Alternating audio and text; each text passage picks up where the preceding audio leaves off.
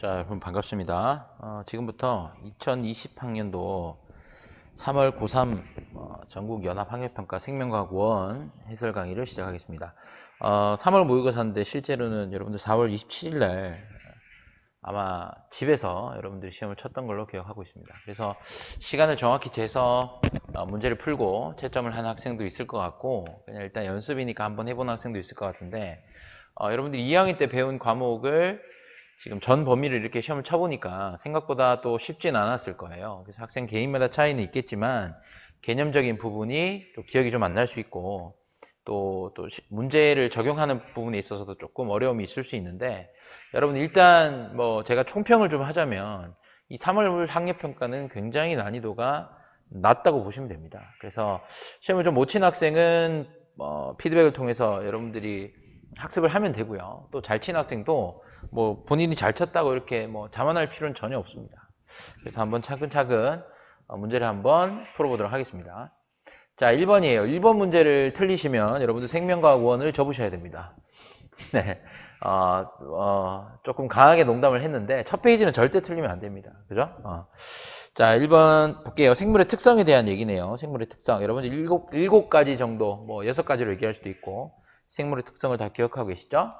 세포로 구성되어 있고, 물질 대사를 하고, 자극에 대한 반응과 항상성 유지, 발생과 생장, 생식과 유전, 적응과 진화. 이렇게 생물의 특성을 잘 정리를 해 두시길 바라고, 가 같은 경우는 강낭콩이 발화할 때 영양소가 분해됐답니다. 분해, 이화작용이죠? 그래서 물질 대사가 맞습니다.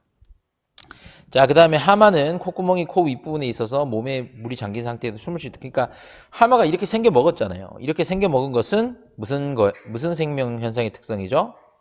적응과 진화입니다. 이렇게 생겨 먹은 거예요. 그 환경에 가장 적합하게 적응하고 진화한 결과물입니다. 자, 그러면 이 적응과 진화에 관계되는 얘가 또 있죠. 선인장이 가시 형태 이렇게 생겨 먹었어. 그지? 같은 얘가 맞고요. 그리고 강낭콩과 하마는 둘 다 세포니까 당연히 맞죠. 답은 5번. 뭐 어렵지 않습니다. 자, 2번으로 가겠습니다. 자, 다음은 어떤 학생이 수행한 탐구 활동이다. 자, 식물의 싹이 빛을 향해 굽어 자란다. 이게 이제 굴강성이라고 얘기를 하는데, 이게 자극에 대한 반응입니다. 그죠? 근데 이제 이 문제는 이게 중요한 게 아니라, 자, 탐구 활동이니까 우리 여러분들 기억하셔야 될 게 있죠? 귀납적 탐구 방법인지, 연역적 탐구 방법인지, 그거 물어보겠지, 그지? 근데 어떤 단어가 나왔어? 가설이 나왔네. 뭐야? 연역적 탐구 방법. 맞죠? 가설을 설정하고 이것을 실험을 통해 검증하는 게 연역적 탐구 방법입니다. 자, 나를 보시면 암실에서 싹을 틔운 같은 종의 식물 A와 B 꺼내서 B에만 덮개를 씌웠대요. 자, 여러분 이게 대조 실험이에요. 이런 걸 우리 나 같은 이런 거를 대조 실험이라고 합니다. 됐습니까? 대조군과 실험군을 설정한 대조 실험입니다. 여러분들 뭐가 실험군이죠? 덮개를 씌웠다는 이 조작질을 해줬죠. 그죠? 얘가 실험군. 그대로 둔 A가 대조군입니다. 자, 그래서 다를 보시면 측면에서 빛을 비추고 생장 과정을 관찰했답니다. 자, 그러면 여러분들 한번 보세요. 이렇게 덮개를 씌웠다는 여부가 무슨 변인이에요? 조작 변인이고요. 그리고 실험 결과에 해당하는 뭘 관찰했어요? 생장 과정. 이게 종속 변인입니다. 그죠? 여러분들 변이는 크게 독립변인과 종속변인을 구분하고, 독립변인은 조작변인과 통제변인. 통제변인은 실험군, 대조군 똑같이 통제시켜줘야 되는 거니까 조작변인에서 차이가 나는 거죠. 그래서 실험군화에만 해준 요인들을 조작변인이라고 하고, 그 다음 걔네들의 결과에 해당하는 변인을 종속변인이라고 합니다. 그래서 덮개를 씌우는지 여부는 종속변인이 아니라 조작변인이기 때문에 답은 3번이 되겠습니다. 자, 이제 3번으로 넘어갈게요. 표는 세 가지 감염성 질병의 병원체를 나타낸 것이다. A와 B는 결핵과 무좀을 순서 없이 나타낸 것이다. 자, 결핵과 무좀이 나왔는데 여러분들 뭐 잘 알고 계시지만 결핵은 세균에 의한 질병이고요. 무좀은 곰팡이에 의한 질병이에요. 맞죠? 됐습니까? 그래서 곰팡이니까 얘가 무좀, 세균이니까 얘가 결핵입니다. 독감의 병원체는 뭐죠? 바이러스입니다. 그지? A는 결핵이다. 땡. 무점이죠. B의 치료에 항생제가 이용된다. 항생제. 세균에 의해 발생하는 질병은 항생제로 치료한다. 맞죠? 독감의 병원체는 바이러스다. 맞습니다. 답이 어렵지 않게 4번. 자, 여러분들 답은 다 맞았을 거예요. 근데 선생님이 중간중간에 이렇게 개념들 정리하는 것도 놓친 게 있으면 정리 잘 해두시길 바라고요. 자, 그림은 어떤 사람에게 저온 자극이 주어졌을 때 선생님이 항상 여러분들한테 그 체온 조절 얘기할 때는 저온 자극일 때를 기준으로 공부하라고 했습니다. 왜냐하면 고온 자극일 때는 조금 애매한 게 있기 때문에 시험에는 저온 자극일 때가 훨씬 많이 나온다고 얘기했었어요. 개념 강의 때도 얘기했었습니다. 나오잖아. 그지? 저온 자극. 자, 간뇌 시상하부가 이걸 감지하고 조절하는 컨트롤 타워죠. 자, 뇌하체 전엽에서 갑상샘으로 가네. 야, 그럼 여러분들 이게 호르몬 경로 딱 떠오르는 게 있어야지. 저온 자극일 때 여러분들 지금 물질 대사를 증가하는, 즉 열 발생량을 증가시키는 과정이 있고, 그 다음 밑에는 신경을 통해서 피부 혈관을 수축해가지고 열 발산량을 줄이는 과정이에요. 그죠? 자, 위에 거 여러분 호르몬 경로지. 갑상샘에서 나온 호르몬은 뭐예요? 티록신입니다. 그럼 이 뇌하체 전엽에서 갑상샘을 자극시켜주는 게 뭐예요?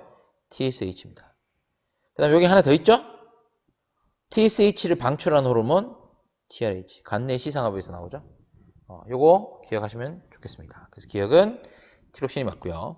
니은 A는 원심성 신경이다. 자, 여러분들 원심성 신경 나왔네요.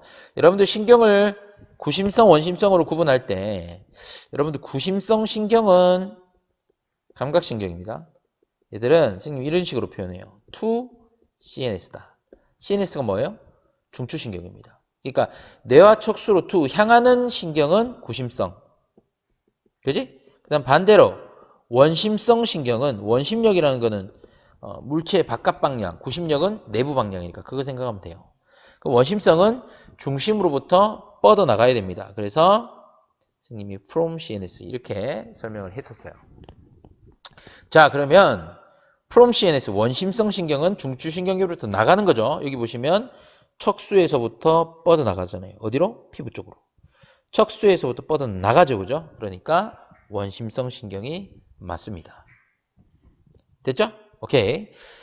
자, 피부의 혈관 수축으로 열 발산량이 증가한다. 혈관이 수축해서 열 발산량을 감소시킵니다.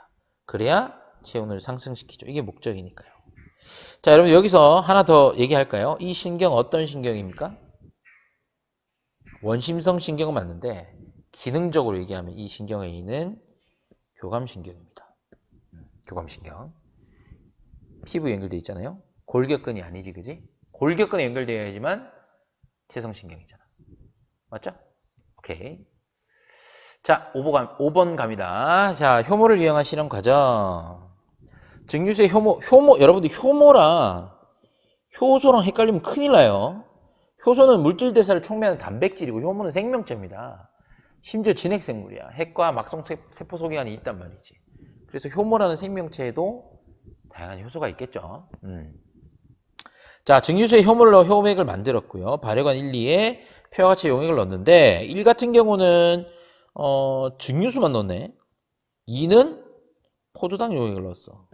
얘들아, 어디에서 발효가 일어나? 여기에서 발효가 일어나요. 얘는 영양분이 없잖아. 포도당이 없잖아. 그지? 오케이. 모두 항온기에 넣고 갓 발효관에서 10분 동안 발생한 기체. 이 발생한 기체는 CO2입니다. 그죠? 여러분들. 맞죠? 세포호흡이든, 그러니까 산소호흡이든 무산소호흡이든 CO2가 발생하잖아요. 자, 기억에 이산화탄소가 있습니다. 그리고 이화작용이 일어났죠. 지금 여기 보면, 물론 이게 이제 산소호흡을 하는지 무산소호흡을 하는지는 정확히 나타나 있진 않지만, 어쨌든 간에 이 영양분을 분해해서 ATP를 만드는 그 이화작용에 속하겠고요. 자, 그 다음 다에서 측정한 기억의 부피는, 여러분들 지금 얘처럼 세포호흡이 일어나야 CO2가 더 많이 발생하겠죠. 1은 증류수만 넣어주면 효모가 세포호흡을 할 수 없습니다. 그래서 CO2의 부피는 1에서가 2에서보다 큰 게 아니라 2에서가 훨씬 큽니다. 그래서 답이 3번이고 어렵지 않게 할 수 있습니다. 자, 다음 페이지 넘어가서 6번 보겠습니다. 자, 6번. 그림은 사람에서 중추신경계와 심장이 자율신경으로 연결된 모습의 일부를 나타낸 것이다. A와 B는 각각 연수와 중간내 중 하나이다. 여러분들 이런 거 좀 읽어야 돼요. 위에서 수능 문제는 무조건 이렇게 뭐 중에, 그러니까 만약에 2개나 3개를 얘기한다면 뭐 중에 하나이다. 이런 식으로 범위를 줍니다. 이걸 안 보고 여러분들이 막 너무 고민해서 이 범위에도 없는 거 막 고민할 필요는 전혀 없습니다. 그죠? 기억과 니은 중 한 부위에 신경절이 있다. 신경절이 있다는 거는 자율신경이라는 얘기네요. 즉 교감이나 부교감이라는 소리예요. 자, 여러분들 보세요. 여러분들 지금 여기 B를 보시면 일단은 이 그림만 보고 A가 중간내고 B가 연수라는 걸 알고 있어야 돼요. 뇌의 구조상. 그죠? 연수 밑에 쭉 척수로 이어지잖아. 그리고 여러분들 연수에서 연결된 자율신경은 2가지가 있죠. 연수에서 연결된, 죄송합니다. 다시 얘기할게요. 심장에 연결된 자율신경은 교감과 부교감 2가지가 있는데요. 연수에서 뻗어나가는 게 이게 부교감신경이에요. 선생님 교감은요? 자, 밑에 척수가 있다 칩시다. 교감신경은 척수에서 이렇게 뻗어나가요. 심장으로 이렇게 연결되어 있어요. 교감신경은 전부 다 척수 중심부에서 뻗어나오잖아.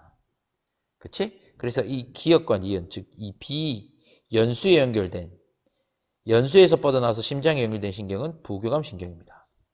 그래서 부교감신경은 신경절이 여기에 있어야 되죠.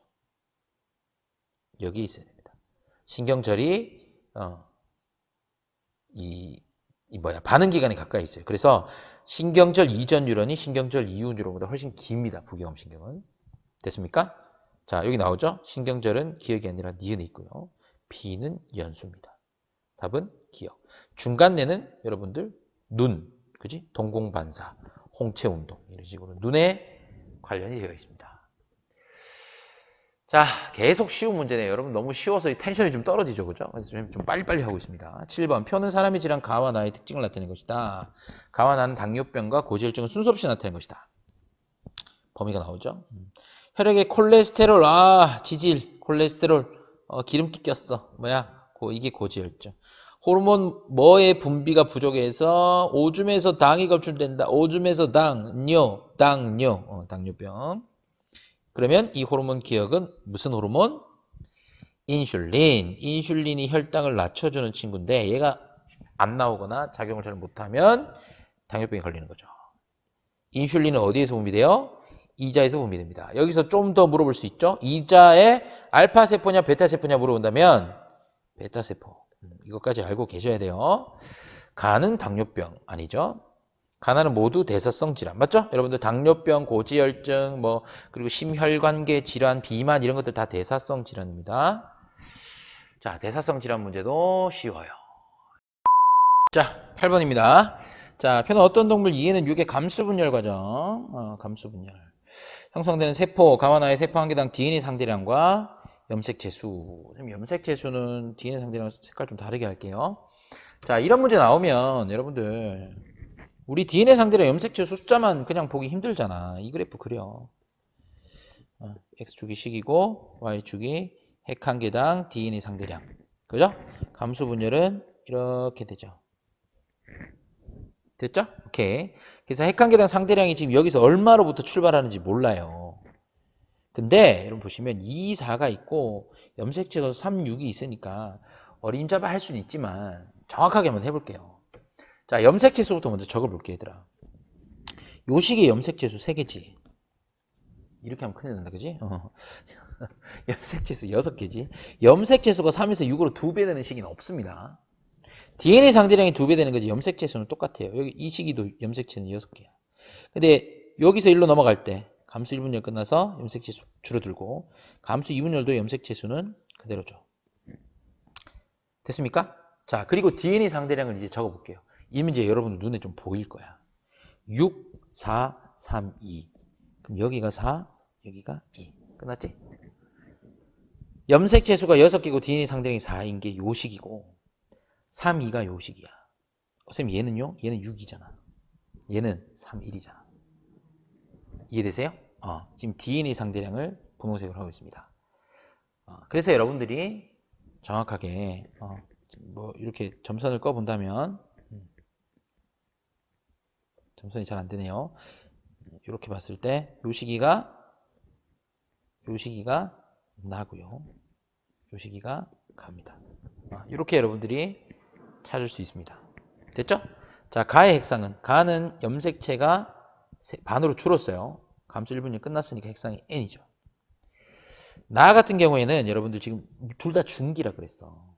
사실 여러분들 나는 언제냐면 감수 1분열 중기야. 그래서 감수 1분열이 아직 완료가 안 된 거고요. 가는 감수 1분열이 끝나고 감수 2분열 중기를 의미해요. 감수 2분열은 완전히 안 끝난 거지. 그치? 감수 1분열 중기 때 이가 염색체 있죠. 됐죠?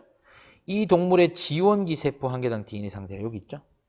2조 2, 4가 아니라. 오케이. 그래서 3번이 됩니다. 9번 이제 면역 문제가 나왔습니다. 자, 그러면 가는 어떤 생쥐에 맨날 생쥐 나와요. 생쥐가 이제 모델 생물이잖아. 그지? 항원 A를 1차로 주사했을 때 일어나는 면역 반응의 일부를 나타내고 나는 A를 주사했을 때 이 생쥐에 생성되는 A에 대한 혈중 항체 농도 변화를 나타낸 것이다. 또 나오네. 기억세포, 형질세포, 보조T림프구 셋 중에 하나죠. 자, 항체 만드는 게 누구예요? 항체, 형질세포. 항체, 형질세포. 흐흐 매치됩니다. 자, 이 형질세포는 B림프구가 분화한 건데 형질세포로 분화되는 것도 있고 뭐로? 기억세포로 분화되는 것도 있었죠. 그 다음에 요 B림프구를 일깨워주는 B림프구를 가서 자극시켜가지고 야, 너 일해! 하는 친구가 보조T림프구입니다. 어렵지 않게 찾을 수 있습니다. 자, 그리고 오른쪽 그래프를 보시면 처음 항원이 들어오면 이제 요 처음에 한 며칠 동안 항체가 생길 때까지 시간이 좀 며칠 걸립니다. 처음에 요 때는 이제 비특이적 방어작용이 일어날 거고 시간이 조금 지나면 이제 항체가 생성돼서 체액성 면역, 즉 특이적 방어작용이 일어나는 거죠.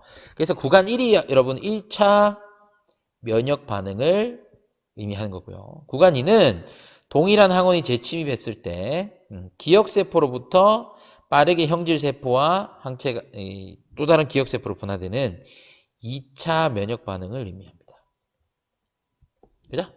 구간 1은 1차 면역, 2는 2차 면역을 의미합니다. 자, 기억은 보조T림프구 맞고요. 구간 1에서 구간 1, 1차 면역 반응에서 니은, 형질세포 형성되죠. 여러분 항체 농도가 지금 올라갔죠? 항체가 만들어졌다는 건 형질세포가 있어야 되지. 그지? 구간 2에서 여러분 2차 면역 반응은 아까 얘기했지만 색깔을 좀 바꿀까요? 이 동일한 항원 A가 재침입했을 때 기억세포로부터 또 다른 형질세포와 기억세포로 분화되는, 그러니까 여기서 출발하는 거야. 그럼 이때는 속도가 훨씬 빠르고 형질세포랑 항체 양이 훨씬 많아요. 그죠? 근데 얘는 지금 반대로겠지. 형질세포가 기억세포로 분화되는 게 아니라 기억세포가 형질세포로 분화되는 거예요. 그쵸? 반대로 얘기했습니다. 그래서 답이 4번이 되겠습니다. 자, 내려갈게요. 10번입니다. 여러분 10번은 그나마 여러분들이 좀 연습을 하셔야 될 파트예요. 그래서 제가 뭐 어려운 건 아닌데 별로 한 개만 칠게요. 10번 같은 경우는 여러분들이 연습을 좀 해주셔야 되는 파트입니다. 자, 그림은 좌우대칭의 근육 원섬유 마디 X의 구조를 표는 시점 T1과 T2일 때 X와 니은의 길이를 나타낸 것이다. 니은은 여러분들 뭐예요? I대. 근데 I대의 절반이죠. 왜? 이 부분도 같이 포함시켜야 되니까요. 기억은 마요신 필라멘트만 있는 즉 H대입니다. 됐죠? 오케이. 자, 보겠습니다. X의 길이, 니은의 길이를 나타냈는데 여러분들 지금 이거 보시면 니은의 길이가 짧은 T2가 무슨 시점이에요? T1보다 수축. 얘는 상대적으로 이완. 니은의 길이를 보고 알 수 있습니다. 왜냐하면 여러분들 근수축이 일어날 때, 자, 한번 적어볼까요? 근수축이 일어날 때 짧아지는 애들 뭐 있어요? 여기 X 이렇게 표현할게요. 즉 근육 원섬유 마디 전체 길이 짧아지고요. H대 짧아지고요. I대 짧아집니다. 맞죠? 자, 그 다음에 변함없는 거 뭐 있어요? A대입니다. A대. 왜? 마요신 필라멘트 자체의 길이니까요. 그 다음에 길어지는 부분 어디예요? 겹치는 부분입니다. 겹이라고 표현할게요. 즉 액틴과 마요신이 겹치는 부분. 요 부분이죠. 옆에도 요 부분. 요 부분들이 길어집니다. 왜냐? 근수축은 여러분들 액틴 필라멘트나 마요신 필라멘트 자체의 길이가 변하는 게 아니라 액틴이 마요신 사이로 미끄러져 들어왔다 나갔다 하는 거기 때문에 줄어든 값과 길어진 값의 그 합이 같아야 돼요. 자, 여기 보시면 니은이 얼마만큼 줄었어요? 0.2 단위 뺄게요. 0.2만큼 줄었습니다. 그럼 여러분들 근육 원섬유 마디는 이 중간에 있는 M선을 기준으로 좌우 대칭이잖아. 그럼 여기가 0.2가 줄면 여기도 얼마 줄어? 여기도 0.2가 준단 말이야. 그럼 전체는 얼마가 줄어야겠니? 0.4가 줄어야겠지. 이해되시죠? 여러분들 지선 잡고 밀면 됩니다. 지선과 지선을 잡고 여러분들이 안쪽으로 쫙 밀었다가 뺐다가 뭐 이렇게 근수축을 이해하시면 좋을 것 같아. 자, 그래서 T1일 때 X의 길이는 2.4 맞죠? T6 HD 아까 얘기했고요. A대의 길이는 여러분들 A대의 길이는 뒤에 거 안 봐도 되지? 길다 이걸 안 보면 안 되지. 죄송해요. 이거 안 봐도 됩니다. 뭐보다 이거 안 봐도 돼. A대 길이가 뭐 길다고? 무조건 O다. 왜? A대 길이는 변화가 없으니까. 됐죠? 오케이. 다음 페이지 넘어가겠습니다. 11번입니다. 자, 그럼 염색체 구조. 이제 4단원 염색체. 유전 단원이 나왔네. 근데 뭐 제일 쉬운 파트죠? 염색체 구조. 자, 뭐 이것도 염색 분체 또 물어보겠네요. 그죠? 이거 나오네. 1과 2. 이 1과 2가 무슨 관계야? 얘들 둘이가 염색 분체 관계지. 그지? 이거는 하나의 염색체가 S기 때 복제된 거예요. DNA가 복제된 거기 때문에 유전 정보가 같습니다. 맞죠? 자, 여러분들 한 가지 더 얘기해 볼게. 자, 지금 이 염색체 옆에 상동 염색체가 있다고 가정해봐. 크게 똑같아야 되는데 가정해보자. 그래서 얘를 A 염색체, 얘를 B 염색체라고 해볼게. 그럼 이 A, B는 상동 염색체잖아요. 여러분들 상동 염색체는 유전 정보가 같다고 해야 돼요? 다르다고 해야 돼요? 다르다고 하셔야 됩니다. 상동 염색체 유전 정보는 다릅니다. 만약에 대립유전자 여기에 라지 A, 라지 같다고 해놔도 이 대립유전자 하나 정도는 같을지 몰라도 염색체 전체 유전 정보가 절대 같을 수 없어요. 왜냐하면 하나는 아빠, 하나는 엄마한테 받았기 때문에 상동 염색체는 유전 정보가 다릅니다. 유전적 구성이 다르다고 해야 되고 염색 분체는 같다고 하셔야 됩니다. 이거 헷갈리시면 안 됩니다. 됐죠? 오케이. 자, 그 다음 기억이 뭐예요? 여러분 기억 이름 뭐야 이거? 히스톤 단백질에 DNA가 함께있는 뉴클레오솜입니다. 그래서 당연히 이 감고 있는 띠가 DNA이고 중간에 있는 공 모양이 단백질, 히스톤 단백질이죠. 그 다음 니은이 뭐예요? DNA죠, 그죠? 이중나선 구조의 DNA. DNA의 기본 단위는 뉴클레오타이드입니다. 그래서 여러분들이 헷갈리시면 안 돼요. 자, 제가 한번 정리해 볼게요. DNA랑 이제 여기다 히스톤 단백질 합친 구조가 뉴클레오솜이죠. 커지는 겁니다. 그 다음 뉴클레오솜이 막 수백만 개 쫙 이어져서 이렇게 실처럼 보이는 얘가 뭐야? 염색사. 그지? 그 다음 이 염색사가 세포 분열할 때 막대 모양으로 응축되는 얘가 염색체야. 맞니 얘들아? 오케이. 그러면 뉴클레오솜은 여기 보면 DNA와 히스톤 단백질을 합친 유닛을 뉴클레오솜이라고 하고 뉴클레오타이드는 이 DNA를 이루는 기본 단위니까 얘보다 더 하위 단계죠. 이해되세요? 그래서 뉴클레오타이드, 뉴클레오솜 여러분들 이름이 좀 헷갈릴 수 있는데 뉴클레오솜이 훨씬 큰 개념입니다. 이런 거 헷갈리면 안 돼요, 여러분. 정리되셨나요? 오케이. 넘어갑시다. 12번. 자, 그림은 어떤 사람에서 정자가 형성되는 과정가. 그림 조금 줄일게요, 얘들아. 글씨가 펜이 너무 굵게 나와가지고 조금만 축소했습니다. 자, 정자가 형성되는 과정이래요. 남자입니다. 각 정자의 핵상을 나타낸 것이다. 핵상이란 여러분들 세포 안에 들어있는 염색체 상태적인 수. 그래서 여러분들 핵상 우리가 보통 ENN이라고 표현하잖아요. 그래서 상동 염색체 쌍이 있으면 EN, 없으면 N 이렇게 하는데 여러분들 사실 지금 얘 같은 경우에 뭐 이 그림이 사실 뭐 이런 그림도 있잖아요. 하나 더 있는 그림이 좀 더 많이 나오긴 하는데 지원기 상태에서 복제되고 이제 여기서 1로 넘어갈 때 감수 1분열, 여기서 1로 넘어갈 때 감수 2분열을 의미하는 건데 이 부분은 핵상이 2n이죠. 그러니까 요 단계는 핵상이 2n이야. 근데 감수 1분열이 일어나면 핵상이 n으로 줄죠. 상동 염색체 분리되니까 감수 2분열도 여전히 핵상이 n입니다. 그죠? 요거 뭐 알고 계셔야 돼요. 자, 감수 1분열에서 성염색체 비분리가 한 번만 일어났대요. 성염색체. 자, 그러면 한번 봐봐요. 지금 얘는 정자니까 성염색체가 XY가 있었을 거 아니야. 그래서 염색체를 그려볼게, 얘들아. 자, 예를 들어 요 지금 복제된 뒤니까 염색 분체 그릴게요. X 염색체랑 Y 염색체 이렇게 있었어요. Y 염색체 작게 그렸습니다. 얘가 감수 1분열 때 비분리 됐어. 그러면 왼쪽으로 가든 오른쪽으로 가든 이 두 상동 염색체가 몰빵이 된다는 거야. 원래 각각 나눠져야 되는데. 근데 밑에를 보세요. 여기가 n 플러스 1이죠. 이쪽으로 왔다는 게 지금 이쪽으로 왔다는 거야. 그러니까 X 염색체랑 Y 염색체가 오른쪽으로 같이 와버리고 여기는 지금 성염색체가 없다는 거예요. 이해되세요? 지금 비분리가 성염색체만 일어났으니까 제가 상염색체는 따로 그리지 않았어요. 됐습니까? 자, 기억. 얘는 지금 X든 Y든 둘 다 안 왔어. 없지. 자, 요런 거 이제 봐야 돼. 여러분들 니은에 22개 상염색체가 있다. 니은 보세요. 자, 여러분들 이렇게 생각해요. 자, 우리 사람의 염색체는 2는 46이죠? 맞아요? 그럼 N은 얼마야?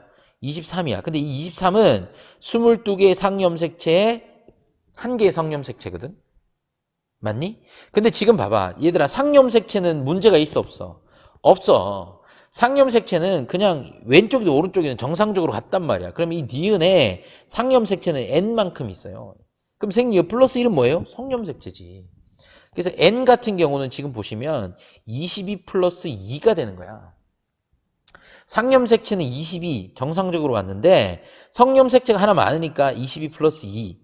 그래서 보통의 22 플러스 1인 n보다 많으니까 이걸 n 플러스 1 이렇게 표현하는 거야. 이해되시겠어요? 지금 성염색체 비불기 때문에 이 플러스 1이 여기로 가야 됩니다. 그래서 상염색체는 그냥 22개 있는 거예요. 기억도 상염색체는 22개 있는 거예요. 이해되시죠? 얘 같은 경우는 성염색체가 없으니까 얘는 n-1은 22. 뭐 요거밖에 없는 거죠. 됐습니까? 자, 니은과 즉 성염색체가 하나 많은 XY가 둘 다 있는 얘랑 정상난자. 여러분 정상난자는 22 플러스 1인데 X밖에 없죠. 맞아요? 그리고 지금 니은은 여기서 22 플러스 2라고 했는데 이걸 염색체 종류로 하면 XY가 다 있는 거죠. 자, 이렇게 수정이 되면 누가 돼요? 이 아이는 44 플러스 XXY. 즉 염색체가 총 47개. 하나 많죠, 상염색체가. 이거 터너가 아니라 뭐예요? 클라인펠터입니다. 안 적을게요. 클라인펠터 증후군이죠. 그래서 틀렸습니다. 됐습니까? 오케이. 자, 13번 세포 주기 그리고 세포 분열 문제입니다. 자, 13번 보시면 그림과는 어떤 동물 2에는 4 염색체가 4개밖에 없네. 두쌍. 세포 주기. 나는 이 동물의 분열 중인 세포를 나타낸 것이다. 여러분 세포 주기 보니까 S기 전에 G1기죠. S기, G2기. 그리고 M기가 한 번밖에 없어. 즉 얘 뭐야? 체세포 분열이야. 체세포의 세포 주기고 얘는 체세포 분열이에요. 그럼 맞죠? 그리고 보시면 여러분들 이거 이 위에 있는 애랑 밑에 있는 거랑 상동 염색체 아니에요? 세 번째 거, 네 번째 거도 서로 상동 염색체예요. 지금 얘는 핵상이 2n이에요. 상동 염색체가 있는데 지금 얘들 둘이 떨어지고 있는 둘이가 원래 붙이면 염색 분체 관계였거든. 그래서 지금 이 나 그림은 염색 분체가 분리되고 있는 거야. 여러분들 염색 분체가 분리되는 거는 체세포 분열 아니면 감수 2분열인데 얘는 감수 2분열이 될 수 없죠. 왜? 핵상이 2n이잖아. 감수 2분열이라면 지금 위에 둘 중에 하나랑 밑에 둘 중에 하나가 없어야 돼요. 그러니까 핵상이 n인 상태에서 염색 분체가 분리돼야지 감수 2분열이고 지금 얘는 핵상이 2n 다 있는데 염색 분체가 분리됐기 때문에 얘는 체세포 분열 후기입니다. 아, 발음이 왜 이렇게 안 돼요 오늘? 체세포 분열 후기입니다. 찢어지고 있죠. 후기입니다. 자, 기억은 G2기다. 맞고요. 지금 이게 체세포 분열 후기니까 분열기예요. 얘가 여기에 들어가지. 분열기잖아. 그치?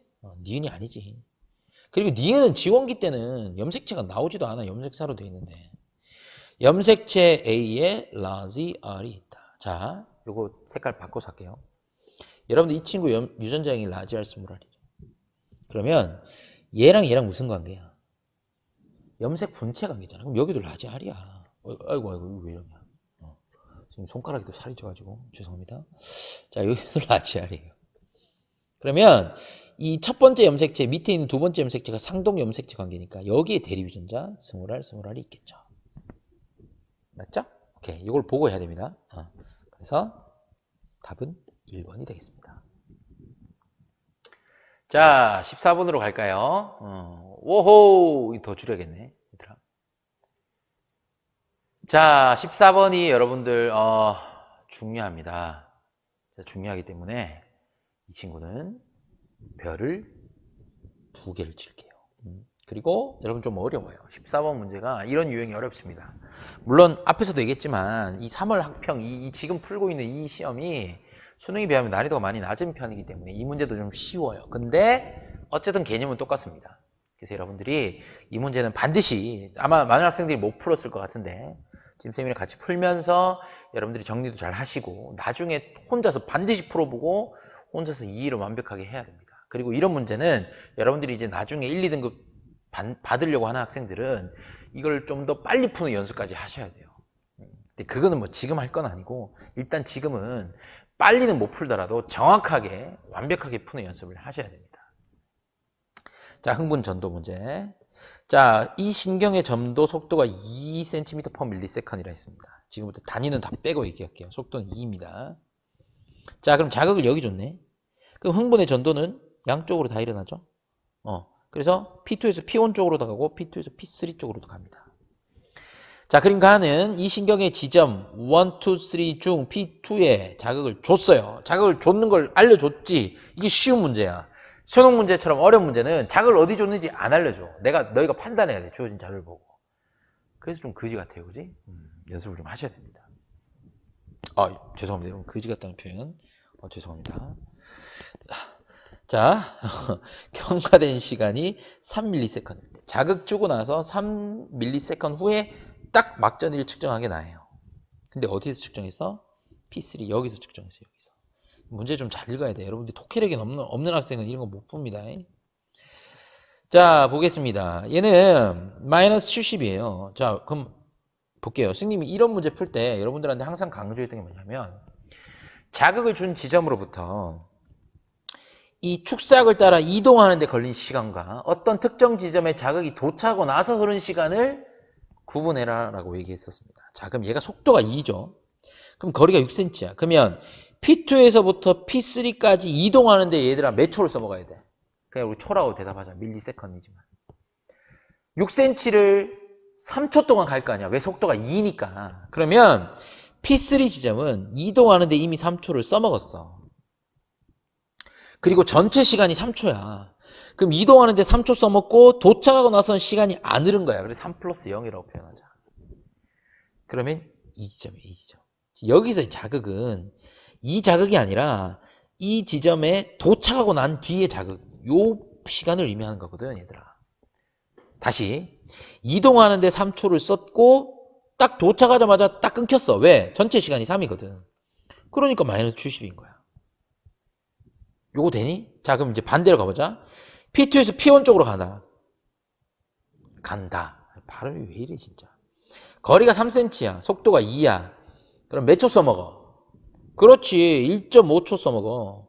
이동하는데 1.5초 쓰고 그 다음 몇 초 더 흘렀어? 전체 시간이 3이니까 1.5초가 더 흘렀네. 그럼 이 1.5가 여기에 요만큼 갔겠지. 쭉 지금 막전이가 이쯤 된다는 거야. 이해되시죠? 이게 중요한 포인트입니다. 이동하는 데 걸린 시간과 이 특정 지점에 도착해서 흐른 시간. 그래서 이 총합이 항상 이 시간이 돼야 돼요. 그래서 지금 얘 보면 탈분극 상태겠네. 그지? P1에서 탈분극이 일어나고 있다. 바로 물어보죠. P2에서 막전이는 얘는 보세요. 얘도 굳이 적어볼까, 얘들아? 얘는 자극을 준 그 지점이니까 이동하는데 시간을 써, 안 써? 안 쓰지. 자기한테 줬잖아. 그럼 얘는 0 플러스 3이 되는 거야. 그냥 자극을 주자마자 바로 시작하잖아요. 이동하는데 걸리는 시간이 없으니까. 그럼 3초 뒤면 얼마가 돼? 마이너스 80이 되죠. 과분급식입니다. 됐어요? 오케이. 자, 그 다음 P3에서 여러분들 사실 나트륨 칼륨 펌프는 1, 2, 3 어디나 다 작동하고 있습니다. 그럼 이 나트륨 칼륨 펌프는 나트륨을 어디로? 펌프. 나트륨 칼륨 펌프는 나트륨을 바깥으로, 칼륨을 안쪽으로 들여보내는 거 아니야? 펌프는. 그래서 칼륨이 밖으로가 아니라 안으로 들어오죠. 그래서 답이 1번이 되겠습니다. 자, 여러분들 몇 번이야 이거? 14번 문제. 14번 문제 여러분들 반드시 너희 걸로 만들어라. 알겠지? 자, 15번 가자. 15번도 좀 까다롭네. 까다로운 게 연속으로 2개가 나온다. 그치? 15번도 여러분들 별표 2개 치겠습니다. 자, 이 15번도 여러분들 좀 14번처럼 여러분들 걸로 만드셔야 돼요. 유전, 일단 우리 유전이란 말만 들으면 좀 거부 반응이 일어나는데 한번 해보겠습니다. 뭐 또 그렇게 뭐 못할 정도는 아니에요. 그지? 지금은 못하지만 뭐 여러분들 무시하는 건 아니고요. 지금은 여러분들 잘 못했더라도 앞으로 충분히 할 수 있는 파트예요. 자, 피부색은 대표적인 다인자 유전이죠. 그래서 지금 보시면 세 쌍의 대립 유전자, 그러니까 여러 쌍, 2쌍 이상의 대립 유전자가 피부색이라는 하나의 형질을 결정하는 게 다인자 유전. 그리고 여러분들 다인자 유전은 2번 같은 무조건 수능에서 이런 식으로만 문제를 주어져요. 무조건이라는 말 함부로 쓰면 안 되는데 지금까지 다 그랬어요. 기출을 보면 다인자 유전은 이걸 복잡하게 하면 우리 계산 못합니다. 그죠? 그래서 대문자로 표시되는 대립 유전자의 수에 의해서만 결정됩니다. 수에 의해서만 결정되고 A, B, C 종류는 관계없다는 뜻이에요. 이 종류까지 고려하면 너무 복잡해집니다. 그렇게 문제가 안 나와. 무슨 말이냐면 여러분 보세요.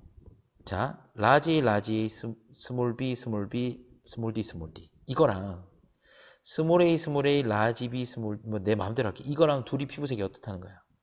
둘이 같다는 거야. 왜? 대문자가 B, D 2개, A 2개. A, B, D 종류 관계없이 대문자의 수만 같으면 표현형이, 즉 피부색이 같다는 뜻이에요. 다인자 유전 연습 많이 하셨죠? 이런 유형밖에 안 나옵니다. 자, 개체 1의 유전자형은 이겁니다. 자, 요거 보시면 유전자형은 이건데 표현형을 지금 숫자로 표시할게요. 대문자 몇 개예요? 2개죠. 가로 2 이렇게 표현할게. 표현형을 이렇게 표현할게요. 대문자가 2개니까. 자, 개체 1과 2 사이에서 자손이 태어날 때 기억의 유전자형이 이거일 확률이 8분의 1이다. 자, 여러분들 이거는 뭐냐? 개체 1하고 2하고 사이에서 자손 기억이 태어나요. 근데 1은 표현형이 요겁니다. 그죠? 2는 뭔지 안 줬는데 얘들 둘 사이에서 자손이 지금 이 유전자의 표현형이 3일 확률. 3일 확률이 8분의 1이란 소리예요. 그쵸? 자, 그러면 이 세 쌍은 다 서로 다른 상경색체 있으니까 다 독립, 다 따로 있는 거예요. 자, 그러면 여러분들 지금 얘 같은 경우에 대문자가 2개인데 같은 게 2개죠. 그러면 자, 색깔 바꿔볼게. 얘가 만들 수 있는 생식 세포는 몇 가지밖에 없어? 한 가지밖에 없어. 즉 스몰 a, 스몰 b, 라지 d. 생식 세포를 얘밖에 못 만들어요.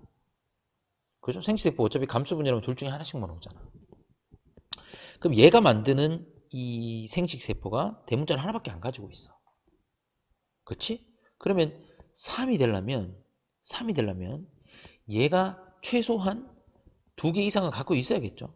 그러면 이 2라는 친구가 가지고 있는 표현형이 지금 확률이 8분의 1이나 나오기 때문에 얘 같은 경우는 표현형이 1일 수도 있고 2일은 안 되죠. 1이면 1 합쳐봐 2밖에 안 나오니까 2일 수도 있고 3일 수도 있다는 거예요. 맞습니까? 근데 얘가 표현형이 2가 돼버리면 2랑 1은 무조건 다 만나서 나와야 되는 거고 3이라면 얘가 3개니까 2개랑 하나가 만나서 3이 될 확률이 있습니다. 그래서 지금 여러분 연습이니까 다 해볼게요.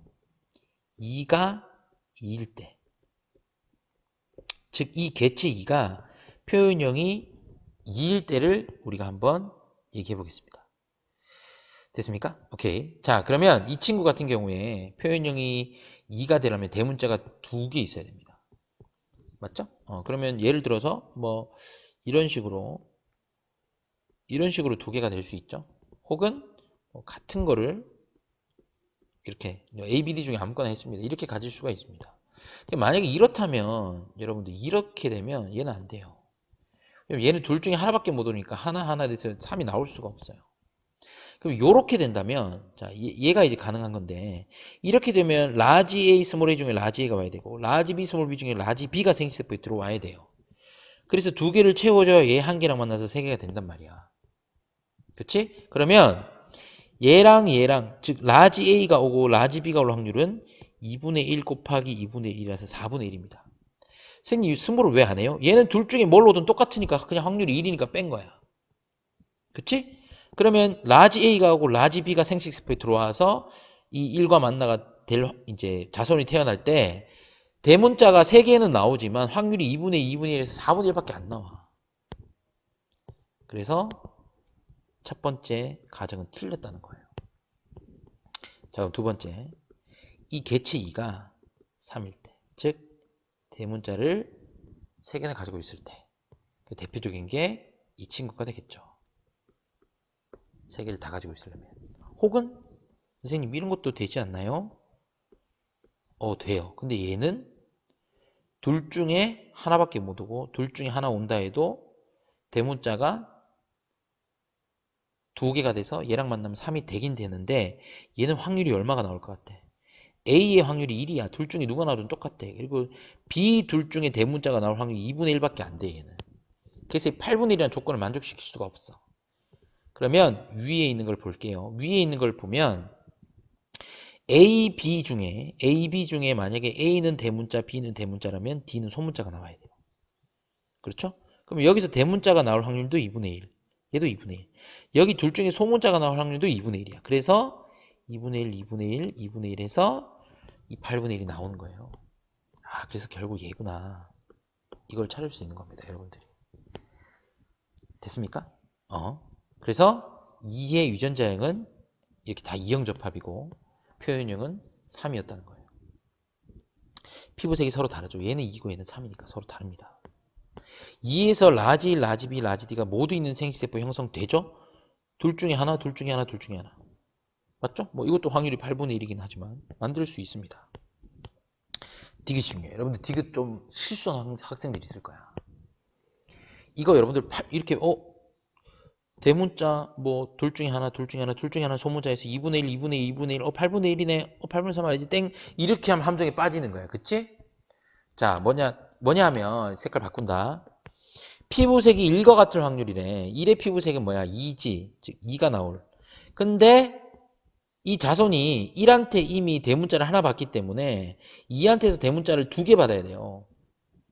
그럼 지금 이 상황에서 대문자를 2개 받을 확률을 생각해 보면 A, B, D 중에 누가 2개 될지를 생각해야 되잖아. 그러니까 A, B가 되든 A, D가 되든 B, D가 되든 세 가지가 나오는 거예요. 그걸 그냥 뭐 3C 이렇게 표현해도 되겠죠. 여기에다가 여러분들 이 8분의 1을 곱해줘야 되는 거야. 그치? 자, 풀어서 얘기하면 어쨌든 만약에 A, B라고 내가 가정한다면 A가 대문자, B가 대문자 각각 2분의 1. 그럼 D는 소문자 2분의 1. 그래서 8분의 1이 되는 거야. 선생님 그럼 A, B 짝지을 수 있고 A, D 짝지을 수 있고 B, D 짝지을 수 있으니까 3C 곱하기 8분의 1에서 8분의 3이 나옵니다.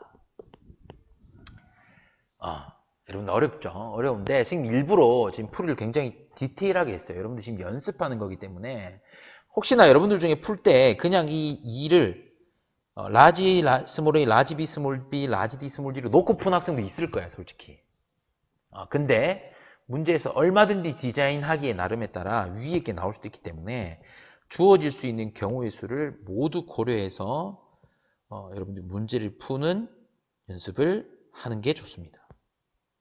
그쵸? 오케이. 넘어가겠습니다. 지금 연습이니까요. 연습은 철저하게 하고 문제 풀 때는 여러분들 좀 실전처럼 요령을 부려도 관계없지만 연습할 때나 개념학습할 때는 FM대로 철저하게 하셔야 됩니다. 자, 16번 똑같이 별표 2개 치겠습니다. 어려운 문제고요. 자, 다음은 어떤 집안의 유전 형질 가와 ABO식 혈액형에 대한 자료이다. 이렇게 나오는데요. 자, 유전 문제네요. 뭐 쫄 필요 없습니다. 한번 가볼게요. 자, 가는 대립 유전 라지 T와 스몰 T에 결정되는데 라지 T가 완전 우성. 근데 둘 중에 누가 유전병 유전자고 정상 유전자인지는 모르겠습니다. 자, 가게 되는 구성원 1, 10에서 가의 발현 여부를 나타낸 것이다. 자, 가보시면 형질이 하나밖에 안 나왔네. 이거 쉽다, 그지? 뭐 기초문제 여러분 풀어본 학생들은 가나 혹은 가나 다까지도 나옵니다. 그런 것들은 많이 연습이 필요하겠죠.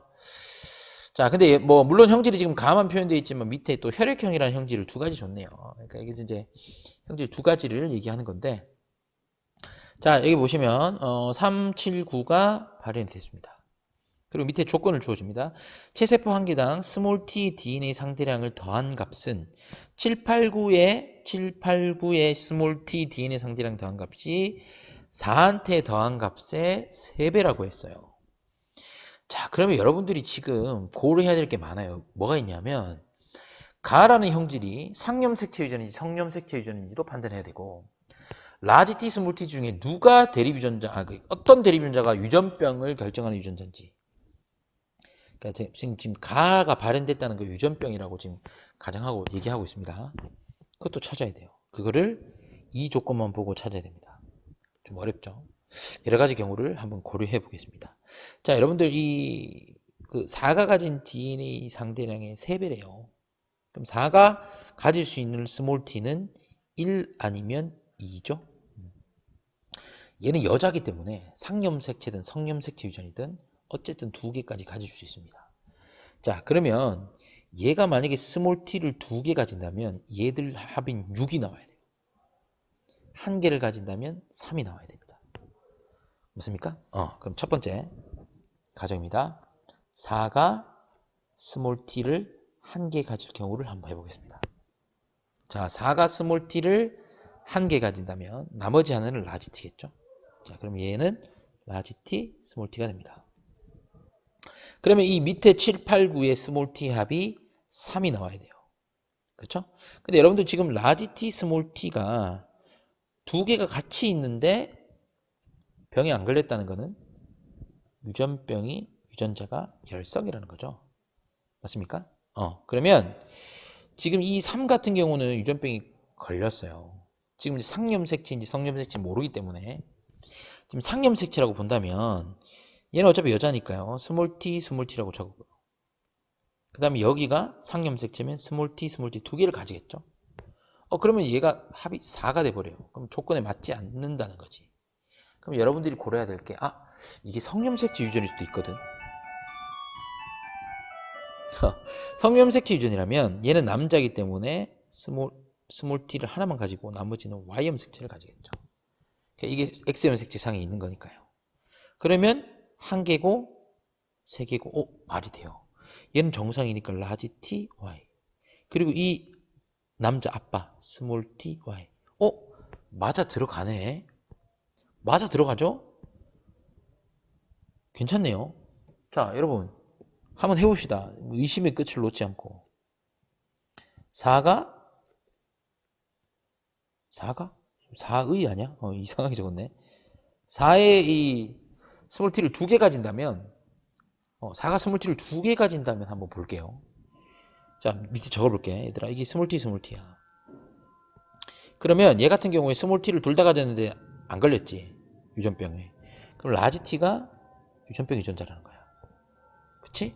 자, 그럼 얘 같은 경우에 얘가 만약에 라지 t면 다 걸리죠. 라지 t, 스몰 t 이렇게 있을 것이고, 그리고 얘가 스몰 t가 2개면 얘네들의 합이 6개가 나와야 되는데 사실상 얘네들이 6개가 되려면 다 스몰 t여야 돼요. 그죠? 말이 됩니까 이게? 말이 안 되죠. 사실 처음부터 이 2번 과정은 크게 고려할 필요가 별로 없어요. 얘가 2라면 곱하기 3에서 6개 다 스몰이 나와야 되기 때문에 표현력이 다른 게 말이 안 됩니다. 그래서 얘는 우리가 이렇게 굳이 해보지 않아도 없앨 수 있는 친구예요. 우와, 얘까지 날아갔네. 아이고, 죄송합니다. 됐죠? 오케이. 이렇게 선생님이 지금 이제 반성 유전, 성염색체 열성 유전인 걸 다 찾았어요. 자, 밑에 볼게요. 혈액형 여기 볼게요. 혈액형은 선생님 뭐 색깔 다르게 적겠습니다. 혈액형은 여러분들 상염색체 유전인 건 다 아시죠? 상염색체 유전이고. 자, 1의 혈액과 항A 혈청을 섞으면 응집 반응이 일어난대요. 여러분들 그럼 1의 혈액은 항A 혈청, 항A 혈청은 응집수 알파가 들어있잖아요. 그럼 얘랑 섞어서 응집 반응이 일어나려면 1은 응집원 A를 가진다는 소리예요. 그럼 A형이거나 AB형이라는 소리입니다. 맞습니까? 자, 1과 10의 혈액형 같대요. 얘랑 혈액형 같대. A형으로 같든 AB형으로 같대. 그리고 6, 7도 혈액형이 같대. 그리고 문제에서 그 1, 2, 5, 6 얘들이 혈액형이 다 다르다 그랬거든. 그러면 여러분 생각해 보세요. 만약에 얘가 A형이라면요. 여기는 O형이 나와야 됩니다. 왜? 넷 다 달라야 되니까. 아, 미안합니다. O가 아니라 B형이죠. 얘가 B형이 나와야 되고요. 그리고 둘 중에 하나는 AB, 하나는 O형이 나와야 되는데 1과 6이 1과 10이 혈액형이 같다 그랬고 6, 7이 혈액형이 같다 그랬어요. 그러면 1이 A이면 10도 A죠. 그러면 여기로 O를 쓰는 순간 얘가 말이 안 돼요. 그럼 여기가 AB가 되고 여기가 O형이다 라고 가정해보면 AB형과 6, 7이 똑같은데 AB 중에서는 A가 나올 수 있죠. 맞네. 1을 A로 두니까 맞네요. 자, 의심의 끝을 놓지 않고 1을 AB로도 해볼게요. 여러분들 지금 연습이니까요. 1이 AB라면 2는 O가 돼야 됩니다. 그래야 넷다 혈액형이 다를 수 있어요. 그럼 1이 AB면 10도 AB죠. 맞아요? 그러면 5와 6은 A 아니면 B입니다. 맞아요? 근데 5, 6, 7이 혈액형이 같다 그랬잖아요. 얘가 B면 BB 사이에서 AB 나올 수 없고 AA 사이에서 AB 나올 수 없어요. 그래서 1이 AB는 안 되는 거야. 됐니? 오케이. 그래서 1이 A. 혈액형도 다 찾았습니다. 자, 유전자에까지 적을까요? OO, AO, BO. AB, AB 사이에서는 AA밖에 못 나오죠. 그래서 AO, AA 유전자형은 다르지만 1하고 10은 표현형은 A로 같잖아요. 지금 혈액형이 같다 그래서 표현형이 같다는 거, 유전자형이 같다는 얘기까지는 아닙니다. 됐습니까? 오케이. 문제 풀어볼게요. 보기 갑니다, 여러분. 간은 우성 형질이다. 간은 상염색체 열성 형질이었습니다. 자, 그 다음에 2의 ABO식 혈액형에 대한 유전자형은 이형접합이다. 2 보시면 BO죠. 이형접합 맞죠? 동형접합은 뭐 AA라든지 OO 이런 게 동형접합성입니다. 자, 10의 동생이 태어날 때 이 아이에게서 가가 발현되고 이 아이 ABO식 혈액형이 10과 같은 확률. 혈액형부터 해볼까요? 자, AB형과 AB형 사이에서 똑같이 A형이 나올 확률은 얼마예요? 4분의 1밖에 안 되죠? AA밖에 없잖아. AB, BA, BB 다 안 되잖아. 4분의 1입니다. 그 다음에 가 형질 볼게요. 얘는 이제 스몰 t, 스몰 t인데 얘는 남자니까 라지 t, y겠죠. 자, 요렇게 했을 때 가가 발현되는 것은 y랑 스몰 t, 또 y랑 뒤에 있는 스몰 t밖에 안 돼요. 라지 t, 스몰 t, 라지 t, 스몰 t는 안 됩니다. 그지? 왜? 가가 발현되려면 이게 열성 유전이니까. 그래서 여기는 y가 와야 되고 여기는 둘 다 누가 와도 되니까 4분의 2 혹은 2분의 1입니다. 그래서 요 확률과 요 확률을 곱하면 답은 8분의 1이 나와야 되죠. 그래서 틀렸습니다. 답은 2번입니다. 자, 이 문제도 여러분들 정리 잘 해두시길 바래요. 자, 17번 보겠습니다. 17번은 쉬워요. 이런 거 틀리면 안 된다, 그치? 자, 생산자, 소비자. 얘가 생산자지? 여기서 분해자 쪽으로도 가고 소비자 쪽으로도 가니까. 자, 그 다음에 기억 같은 경우 비생물적 요인, 즉 환경이 생물에 영향을 주는 거, 이게 작용이고 생물이 환경을 주는 니은이 반작용입니다. 사람이 생산자인가요? 여러분 우리 엽록체 없어서 광합성 못합니다. 사람은 소비자입니다. 그죠? A에서 B로 유기물의 형태로 탄소, 그렇죠? 탄소가 생물적 요인 내에서 탄소가 유기물의 형태로 이동하죠. 지렁이에 의해, 지렁이는 생물적 요인입니다. 토양 환경이, 생물이 환경한테 영향을 주는 거예요. 그러니까 니은이죠, 니은. 반작용입니다. 자, 이제 두 문제 남았습니다. 둘 다 쉬운 거네요. 세 문제구나. 죄송합니다. 정신을 못 차리고 있습니다, 여러분. 자, 18번. 그림은 생태계에서 일어나는 질소순환 쉽네요. 대기 중의 질소는 N2. 굉장히 안정한 형태이기 때문에 생물이 직접적으로 이용할 수 없어. 그래서 질소 고정 과정을 거쳐야 돼요. 그래서 이 기억, 얘가 질소 고정이죠. 그죠? 누가 해요? 보통 이렇게 지금 암모늄 이온이니까 요거 같은 경우에는 그 뿌리옥 박테리아 같은 그런 질소 고정 세균들이 합니다. 자, 뿌리옥 박테리아 나오네요. 질소 고정이 관여하고요. 자, 니은은 암모늄 이온이 질산 이온으로 되는 거. 이건 이제 질화 작용이에요. 혹은 뭐 질산화 작용. 그죠? 그리고 요 질산 이온이 다시 대기 중의 질소로 가는 이게 탈질소 작용, 뭐 혹은 탈질화 작용, 혹은 탈질산화 작용. 뭐 용어를 여러 개 쓰긴 하는데 아무튼 탈자가 붙어야 됩니다. 여기서. 그리고 그래서 이제 니은은 탈자가 붙으면 안 돼요, 사실. 그래서 질화 작용, 질산화 작용 둘 다 괜찮거든요. 탈이 붙었기 때문에 틀린 거고요. 식물은 암모늄 이온을 이용해서 단백질을 만들고, 그렇죠. 암모늄 이온에 질소가 있으니까 그걸 가지고 단백질을 합성합니다. 이게 이제 굳이 적자면 질소 동화 작용입니다. 그죠? 질소를 가지고 단백질을 만듭니다. 그래서 답이 기억 지그시 되겠습니다. 19번. 자, 하와이 주변의 얕은 바다에 서식하는 하와이 짧은 꼬리 오징어. 하와이 짧은 꼬리 오징어. 본 적은 없는 것 같아요. 오징어 보니까 이제 그 보태고 오징어 먹고 싶어지는데, 영화관 가면 파는 거 있죠? 죄송합니다. 또 먹는 얘기해서. 자, 기억. 하와이 짧은 꼬리 오징어는 주로 밤에 활동하는데, 달빛이 비치면 그림자가 생겨 포식자. 포식자의 눈에 잘 띈다. 근데 몸에 사는 발광세균이 달빛과 비슷한 빛을 내서 포식자로부터 보호해주는 거죠. 그리고 이 발광세균은 오징어로부터 영향을 받는다. 둘 다 약간 서로 이득이네. 오징어는 포식자로부터 보호가 돼서 좋고, 발광세균은 영양분 얻어서 좋고. 이게 어떤 관계예요? 상리공생이죠. 상리공생입니다. 맞죠, 여러분? 상리공생. 이게 여러분 이 상호작용은 개체군 내 상호작용이야, 개체군 간의 상호작용이야. 오징어랑 세균은 같은 종이 아니지? 개체군 간 상호작용입니다. 자, 기억과 니은은 같은 군집에 속한다. 여러분들 지금 군집이란 용어는 개체군보다 커요. 개체군은 일정한 서식지에 사는 같은 종의 모임이고요. 군집은 다양한 종들의 모임입니다. 근데 얘네들이 지금 같은 서식지에 있잖아요. 그렇죠? 하와이 주변의 얕은 바다에 같이 서식지에 있는 다른 종이기 때문에 같은 군집에 속하는 게 맞습니다. 맞죠? 니은을 제거하면 기역의 개체군 밀도가 일시적으로 증가. 여러분, 니은이 없어지면, 포식자가 없어지면 이 피식자의 개체수는 늘어나죠. 그죠? 그래서 피식자, 기역, 오징어의 밀도가 일시적으로 증가한다. 맞습니다. 반대로 여러분, 포식자의 수가 늘어나면 상대적으로 많이 잡혀 먹히니까 피식자의 수는 줄어듭니다. 됐죠? 20번. 자, 생물 다양성. 자, 생물 다양성이 낮을수록 생태계 평형이 깨지기 쉽다. 그렇죠. 낮으면 안 좋은 거예요. 생물 다양성이 높을수록 생태계 평형이 잘 유지가 됩니다. 사람의 눈동자 색깔이 다양한 것은 유전적 다양성. 맞죠? 여러분, 생물 다양성은 유전적 다양성, 종 다양성, 생태계 다양성. 이렇게 세 가지가 있죠. 그죠? 그래서 사람은 같은 종이니까 같은 종 내에서 형질이 다양하게 나타나는 것은 유전적 다양성입니다. 종 다양성은 다양한 종이 나타나는 거예요. 생태계 다양성은 이제 환경이 다양한 걸 의미하는 거고요.